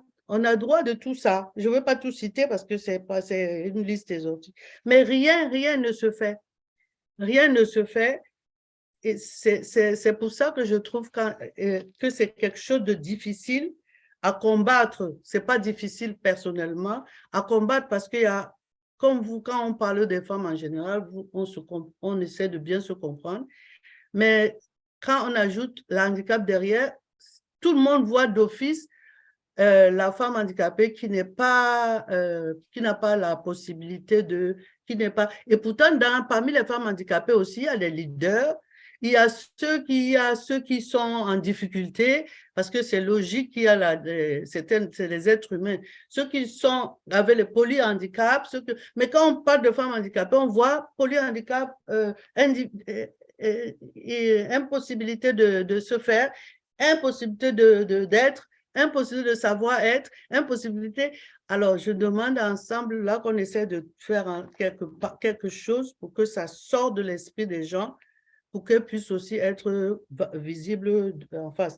Que ces freins impossibles de ce groupe de diversité que forment les femmes handicapées. Et pourtant, si elles sont là, ça entraîne des conséquences négatives à l'économie du pays et même en même temps empêche ce que j'appelle plus-value souvent dans la nation, mais dans le monde.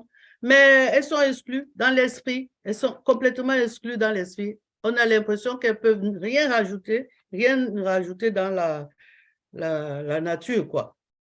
Donc, pour l'instant, je vais essayer de m'arrêter là parce que c'est révoltant, ça me choque beaucoup. Merci, Grâce. Alors, on va essayer de passer aux aux solutions, à ce qu'on pourrait mettre en œuvre. Un rapport récent du Haut Conseil à l'égalité demande un acte 2 des lois sur la parité. Pour vous, qu'est-ce qu'il faudrait faire là, rapidement, à moyen terme, à long terme? Ouais, en 2 mots, il faut des binômes partout. Moi, je crois que c'est ça l'enjeu, là où on en est. Après, on en reparle dans 10 ans, mais il faut des binômes partout et ça poussera les partis politiques à s'organiser comme ça. Moi, j'ai retrouvé des textes de Céline Berzeletti qui datent de 1999 au sein de la CGT. Donc, avant la loi sur la parité, il y avait une grande réflexion au sein de la CGT sur la mise en place des binômes.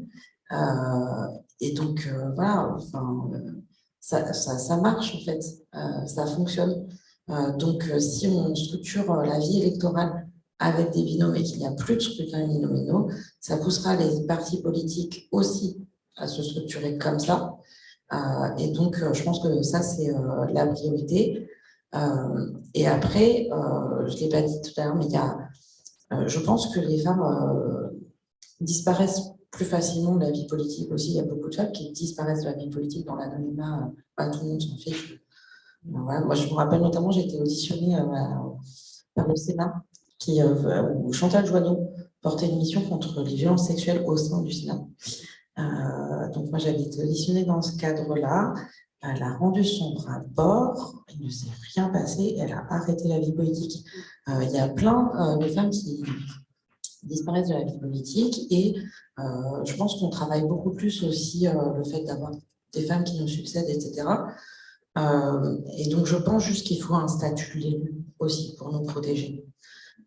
C'est peut-être pour moi la deuxième réforme importante, c'est un statut de l'élu qui nous permet d'avoir des droits à l'information et qui organise le fait qu'on ne fait pas carrière toute sa vie en politique. Pour moi, c'est les deux choses importantes.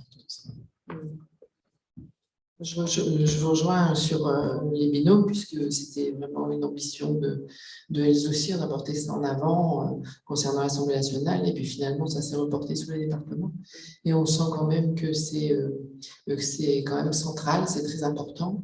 Légiférer, justement, il faudra continuer au niveau des intercommunalités, puisque ça manque encore aujourd'hui.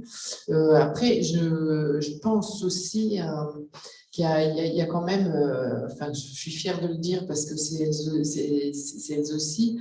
On est allé, on a fait dans les campagnes, on est parti, on a fait des plans d'action en 2019 pour sensibiliser, pour donner envie aux femmes. Et comme vous disiez, quelquefois, c'est pas très agréable quand on voit l'engagement derrière, quand on voit ce que ça implique, cet engagement politique. Mais c'est vrai qu'à ce moment-là, il y avait, en 2015, on avait repéré justement un EPCI dans le Pas-de-Calais qui était vraiment zéro femme, enfin vraiment c'était terrible. Et on m'a dit, bah, c'est là qu'il faut aller. Et donc, c'est un député qui m'a dit, c'est là qu'il faut aller. J'ai dit, ouais, je vais recevoir des tomates quand je vais aller parler parité dans un endroit où il n'y a pas une femme dans les vice-présidents. Et finalement, je suis allée et j'ai rencontré le président et je suis tombée finalement sur quelqu'un qui était quand même, justement, qui se sentait en difficulté par rapport à cette absence d'obligation législative concernant les intercommunalités. Et puis, donc ça c'était 2015, et on a continué, il m'a reçu, donc dans son intercommunalité, on a fait des échanges table ronde. Il y a eu des femmes qui se sont présentées comme maires, et là ici, bien quand on a fait la remise de la Marianne dans le Pas-de-Calais, je lui ai dit, j'aimerais bien que vous veniez pour témoigner cette difficulté-là. Et il a tout supprimé, tout ce soir-là, tout ce qu'il avait, parce qu'il a dit, elles aussi m'appellent, j'y vais. Et malheureusement, il nous a un petit peu fait sourire parce qu'il dit, j'ai une bonne nouvelle à vous annoncer. Ah bon? J'ai une bonne nouvelle à vous annoncer. Oui, j'ai un vice-président qui est mort. Alors on dit, ça va être une femme qui va venir. Alors j'ai dit, on en est à ce point-là. Et il est vrai que eh bien, dans les campagnes, on s'accroche à son fauteuil et puis il faut des années de sensibilisation pour y arriver. Et je me dis, mais on ne fait pas l'un sans l'autre. Si on n'était pas allé, et là aujourd'hui, on a une femme mère qui a donc eu le poste de vice-présidence au service des eaux, donc l'eau. Donc, ce n'était pas du tout quelque chose qui était facilement attribué aux femmes. Mais il en était d'une joie, ce président, c'est impressionnant. Mais lui, il avait vraiment fait, il témoigne comme ça en disant que, bien quand on parlait un petit peu de ça tout à l'heure, quand j'arrive à une réunion de bureau, il dit, j'ai une femme qui est là, elle me dit, Pierre, voilà où on en est de tel dossier. Je sais que toi, tu avais besoin de savoir où on en était. Et quand je m'adresse aux hommes, ils me disent, demain matin, Pierre. Donc, c'est vraiment le fonctionnement. Et il dit non, il dit ça, mais il le répète à chaque fois. Donc, c'est vraiment quelque chose qui est un effet d'entraînement qui montre aussi, maintenant, les hommes étaient reposés. Vas-y, peut-être. Oui, pour aller dans le même sens et prolonger un peu. Moi, j'ai l'impression qu'une des clés aussi, ce serait d'augmenter largement le niveau de la responsabilité en politique, c'est-à-dire le fait de devoir être tenu responsable de ses actions politiques. Quand on voit que les femmes sont très souvent mises en fait dans des situations de difficulté, c'est-à-dire Pécresse à la région, ça compte pas, mais Pécresse par exemple à la présidentielle ou Hidalgo, on les aurait jamais laissés en fait mener ces campagnes si les partis allaient bien, j'en suis persuadée. C'est aussi le cas de la présidence à l'Assemblée nationale avec la majorité la plus courte et connue. Donc c'est une présidence très difficile à tenir. Et donc on a mis une femme. Il y a vraiment cette difficulté-là. Moi je pense que si dans le monde politique on augmentait un petit peu la difficulté, on verrait des femmes monter de façon beaucoup plus naturelle. En réalité, on a vraiment un vrai problème de politique publique avec l'absence de responsabilité pour les actes qui sont. Moi je pense que c'est hyper grave. Par exemple, on a eu l'affaire du sang contaminé, mais là, par exemple, le chlordécone, la décision qui a été rendue est dramatique et personne ne peut être tenu responsable de milliers de morts, avec tout le racisme, évidemment, qui est derrière et tout. Mais je pense que vraiment, ça, c'est une des clés, c'est-à-dire augmenter la possibilité d'attaquer pénalement le personnel politique lorsqu'il est, en fait, ça augmenterait la compétence, j'en suis sûre, et ça ferait monter les femmes. Est-ce que Grâce, tu nous entends? Est-ce que tu veux ajouter quelque chose?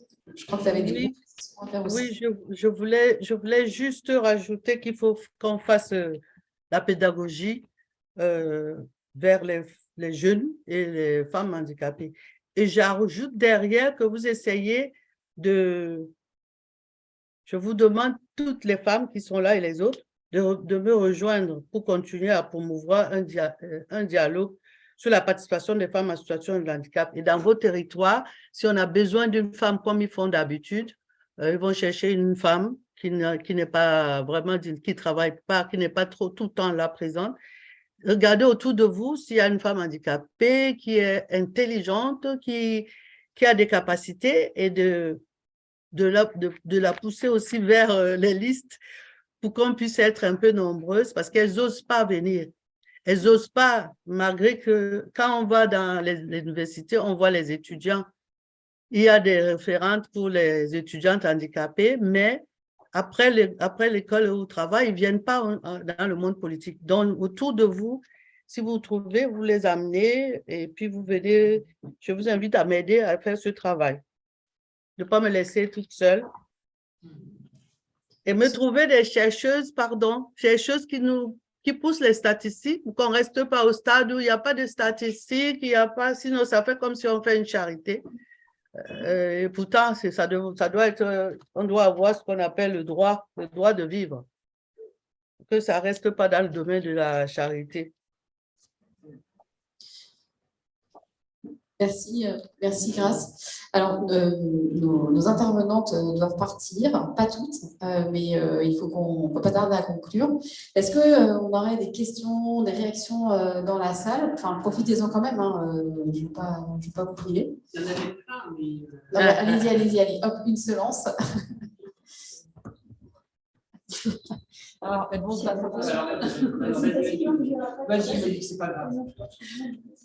Non, mais j'avais plein d'observations. D'abord, je voulais vous remercier parce que j'ai trouvé que c'était tout à fait intéressant le décryptage que vous faisiez les unes et les autres des situations.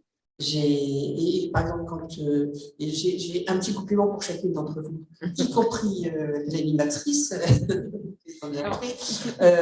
sur les chiffres nationaux. Pardon ? Il faut que tu te présentes pour que peut-être Ah oui, pardon. Oui. Enfin, je pense qu'il y en a 3 sur 4 qui me connaissent, mais Justine Adrien-Meptouk, je suis présidente de la Commission internationale du Haut Conseil à l'égalité. Je suis fondatrice présidente d'une association qui s'appelle Femmes du Monde et réciproquement, qui travaille sur les droits des femmes à l'international. Et je suis présidente d'honneur de la clé, oui, quand même, que j'ai présidée pendant 4 ans. Oui, alors, je voulais dire sur les chiffres nationaux que tu donnais au départ, Céline, sur les élus. Alors, quand même, juste pour renforcer un peu le clou de cette différence, au niveau international, puisque moi je travaille au niveau international, 16% seulement de chefs d'État et de gouvernement sont femmes, 25% de parlementaires dans tous les parlements nationaux du monde. Donc, c'est juste pour vous dire. Et au niveau des exécutifs, une femme ministre sur 4. Voilà. C'est juste pour situer les choses. C'est-à-dire qu'on est dans une bonne moyenne, quoi. Voilà. On est dans le mouvement du monde. Alors, la deuxième chose, je me suis noté une petite chose. Mathilde, j'ai trouvé excellent votre décryptage de l'Assemblée nationale. Alors, vous n'étiez certainement pas née, mais moi, j'ai été très jeune collaboratrice du président de l'Assemblée nationale. Et ce que vous avez décrit là, c'est malheureux parce que c'est quelques dizaines d'années après, me paraît être ce que j'ai ressenti quand je suis rentrée dans ces locaux à l'époque, d'un monde d'hommes fait pour les hommes. Je ne peux pas dire mieux. Et je vous passe la buvette, qui était quand même un grand fleuron des députés nationaux. Et oui, mais enfin, la buvette m'a beaucoup marqué. Il y a beaucoup de questions dans mon livre. Oui. Je voulais dire à Véronique juste que vos interventions étaient j'ai trouvé que vous étiez très claires, très pédagogiques, c'était très documenté, j'ai trouvé que c'était vraiment super. C'est vrai que on retient bien vous avez dû être prof dans une vie antérieure, je pense. Et juste, je voulais dire à Hélène que tout ce que tu as dit sur l'insidieux me paraît très, très important. C'est exactement ça. C'est-à-dire que les hommes qui organisent la répartition des postes de pouvoir, c'est vrai que c'est pas dans nos radars. Même quand on est des femmes avec un ego normal, etc., et avec des ambitions, on ne fonctionne pas pareil parce que on a été tricoté autrement. On a été tricoté en étant collective, en pensant à penser aux autres avant soi, etc. Et justement, je pense, pour revenir sur ce que disait Mathilde, que peut-être c'est ça qu'il faut. Il ne faut pas qu'on se départisse totalement de notre éducation de filles. Parce que c'est ça aussi qui fait qu'on est les femmes qu'on est, c'est-à-dire à penser collectif, à penser bien commun, etc. Si on devient que des mecs en filles, ou je ne sais pas comment dire, on va exactement reprendre leur même construction, parce que non plus, les pauvres, ils ne sont pas nés comme ça, on les a fabriqués comme ça, et ils se sont fabriqués. Donc, je pense que ça, c'est un truc très intéressant sur l'insidieux et sur la manière de voir. Et l'histoire du matrimoine qu'on vole aux femmes élues, comme toi, et effectivement, c'est vrai que sur la grossophobie, à l'époque, tu as fait couler pas mal d'encre dans la. J'ai travaillé encore à la ville de Paris, et c'est vrai que c'était étonnant, quoi. Et malheureusement, et en effet, j'imagine bien qu'on t'a totalement ignoré là-dessus, alors qu'on aurait fait des merveilles pour un homme, mais c'est vrai aussi que on le fait dans tous les domaines. C'est l'effet Mathilda dans les sciences, c'est les Nobel au niveau mondial encore. Combien de femmes Nobel sur 889 lauréats? 58. 58, 889. Voilà. Je ne vais pas plus loin. Je pourrais vous en dire pendant des heures, mais je ne vais pas vous embêter davantage. En tout cas, je pense que la dernière question, c'est l'histoire de la gouvernance. C'est vrai que il faut vraiment qu'on imagine, c'est ce que vous disiez, Hélène et Mathilde notamment, c'est qu'on change effectivement les aides sociales, ça on le dit, on le répète depuis pas mal de temps, mais c'est surtout qu'un autre modèle de gouvernance est possible. Et c'est nous qui l'apporterons si on ne singe pas les hommes dans leur reproduction du pouvoir. Voilà. Merci. Oui, moi aussi, je vous remercie toutes pour vos contributions qui étaient vraiment très, très intéressantes et moi qui m'ont replongé 35 ans en arrière pratiquement, puisque en tant que militante de la parité, effectivement, ça m'a remémoré beaucoup de choses, en fait, ce que vous avez dit, parce que finalement, on aurait peut-être intérêt à se repencher sur toute la période de nos luttes féministes pour la parité en politique, parce que, en fait, on a trop tendance à imaginer aujourd'hui, mais ça aussi parce que les hommes ont beaucoup galvaudé les luttes pour la parité en politique et féministe, on a trop tendance à penser que c'était des luttes qui finalement demandaient en tout cas au moins une égalité numérique. C'est comme ça que ça a été beaucoup interprété et que c'est comme ça qu'aujourd'hui c'est accepté par les hommes en général au niveau du pouvoir et par certaines femmes bien entendu. Et ce n'était pas une question seulement numérique, parce qu'on a eu tous ces débats-là à l'époque. On n'a pas eu que le débat dans lequel un certain nombre d'intellectuels voulaient nous cantonner, différentialisme, universalisme, fausses oppositions, etc., etc. Non, on n'a pas eu que ces débats-là, bien que ça ait été beaucoup tranché dans les colloques, mais on a eu des débats sur, finalement, la parité, est-ce que ce ne serait pas l'utopie d'une nouvelle citoyenneté ? Et moi, je trouvais que c'était très intéressant comme approche de la question, parce que ça posait toute la question du pouvoir. On a beaucoup discuté à l'époque de la question du pouvoir, et on a travaillé, on faisait même des séances de travail entre nous, sur qu'est-ce que c'était le pouvoir en remontant à l'origine du pouvoir, bien entendu.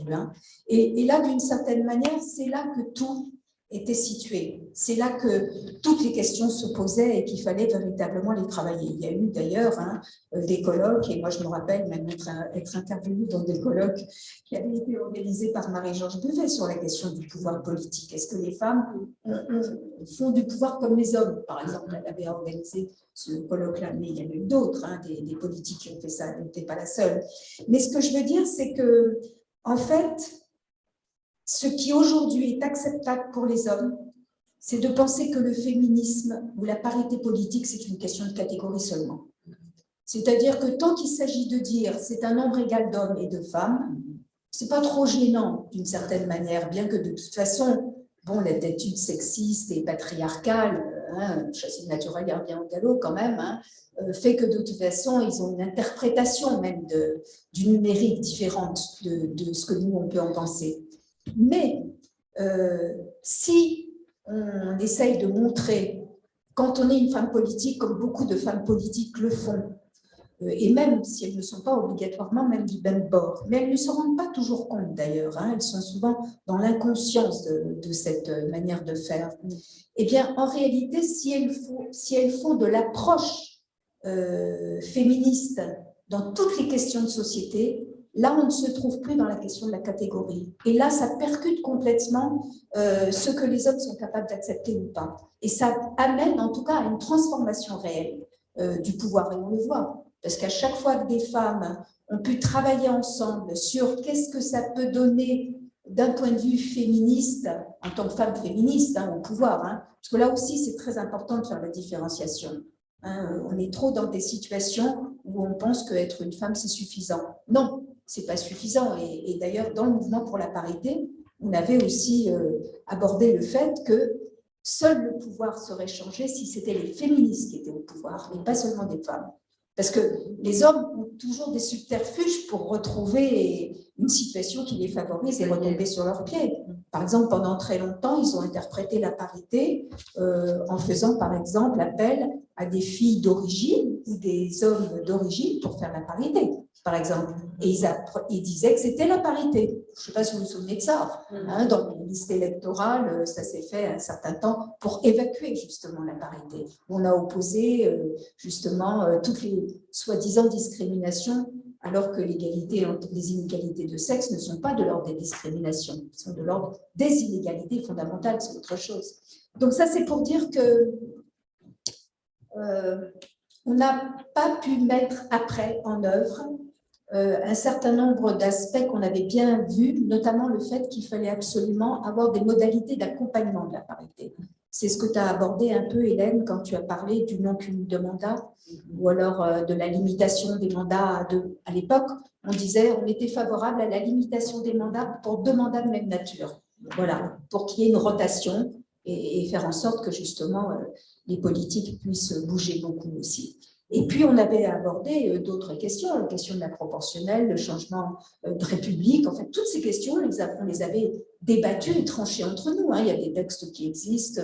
Moi, j'ai fait un article pour récapituler tout ça parce que justement, c'était nécessaire de faire des mémoires et des transmissions sur ces questions-là. Mais on avait aussi évoqué le fait qu'il fallait que les femmes travaillent en réseau, justement par rapport au fait que les hommes travaillent en réseau. Alors, et que les femmes travaillent en réseau, mais pas seulement en réseau entre femmes élues, ce qui se fait quand même un peu malgré tout, en mettant de la bonne volonté, c'est pas généralisé, mais enfin, il y a quand même des femmes qui ont bien compris ça, les femmes élues. Non, on avait pensé un réseau de femmes composé de femmes élues, de femmes associatives, enfin, je veux dire, pas cantonnées chacune dans son coin. Et on avait bien pensé quand même que pour faire en sorte précisément qu'on ne tombe pas dans le catégoriel, dans la politique catégorielle au niveau de la parité, il fallait absolument poser la question du pouvoir et poser la question de l'approche du pouvoir féministe. Donc ça, je l'ai dit tout à l'heure. Et puis, c'était les questions de solidarité qu'il y avait derrière. Le réseau auquel on avait pensé, c'était pour faire en sorte que les solidarités soient toujours premières et au poste de commande dans la manière dont les femmes font de la politique. Donc, je ne vais pas m'étendre sur tout ça, mais je trouve qu'en revoyant toutes ces questions-là, il y aurait vraiment des manières de pouvoir réfléchir à comment on peut avancer davantage en tenant compte de tout ce que vous avez dit pour elles aussi, de tout ce que tu as dit, parce que c'est vrai qu'il y a eu des choses qui se sont passées depuis, mais elles n'ont pas été au-delà que finalement une limite que nous mettent les hommes politiques et le système en lui-même, c'est-à-dire faire en sorte de rattraper un petit peu par rapport à une vraie parité et à ne pas se trouver cantonné à une loi qui favorise et non pas qui établit, puisqu'on est toujours un peu avec cette limite et cette borne dans les avancées. Donc, et puis toutes les questions autour de faire un travail qui continue. Qu'est-ce que c'est que la parité? Qu'est-ce que c'est être féministe en parité, Parce que quand les jeunes disent qu'elles ne veulent pas considérer qu'on leur fait en sorte une espèce d'honneur à vouloir être élu pour la parité, c'est parce qu'ils n'ont pas du tout compris ce qu'est la parité ni le féminisme. Donc là, il y a tout un travail qui est à faire. Et ça aussi, c'est un travail que doivent faire les partis. C'est-à-dire que les partis n'ont pas non plus suffisamment pris en compte qu'il fallait continuer à former sur toutes ces questions-là. Former sur la parité, mais former sur le féminisme aussi. Et ça, c'est pas très simple parce qu'il y a des cloisonnements encore trop étanches entre les associations et les partis politiques, comme si on n'avait pas toutes finalement les mêmes intérêts où on se place exactement, C'est tout à voir. Mais bon, la réunion de ce soir nous donne bien la vue du travail qui est à faire et qui peut être possible de commencer à faire. Merci. Merci Monique. Est-ce qu'il y a d'autres interventions? On n'a pas de questions en ligne. S'il n'y a pas d'autres interventions. Une dernière, on dit? Une dernière. Bonsoir. Moi, j'ai une question. C'est quoi la place de l'homme dans tout ça, l'homme féministe? Parce que ça fait plusieurs fois que j'assiste à des débats ici. J'ai plusieurs manifestations, etc. Et je suis assez frappée par les jeunes générations qui souvent sur les hommes, en considérant que tous les hommes sont horribles, machos, etc. Et moi, je suis un peu gênée. Pendant des années, je n'ai pas osé me revendiquer féministe, notamment pour ça, parce que moi, c'est pas comme ça que je vois le féminisme, en excluant en fait une partie de l'humanité, parce que parmi les hommes, il y en a certains qui méritent d'être connus. Et donc, voilà, quelle est la place de l'homme féministe dans cette histoire? Parce qu'il y en a quand même quelques-uns.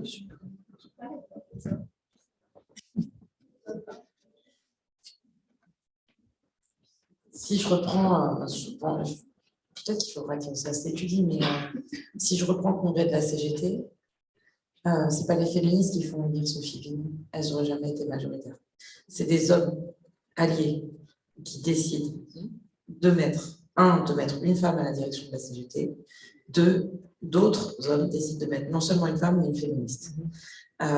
Et clairement, s'il n'y avait pas eu ça, il n'y aurait pas eu de majorité. Voilà. Et avec des femmes qui étaient très divisées entre elles, à l'intérieur, y compris qui se sont divisées sur les sujets d'égalité femmes-hommes, etc.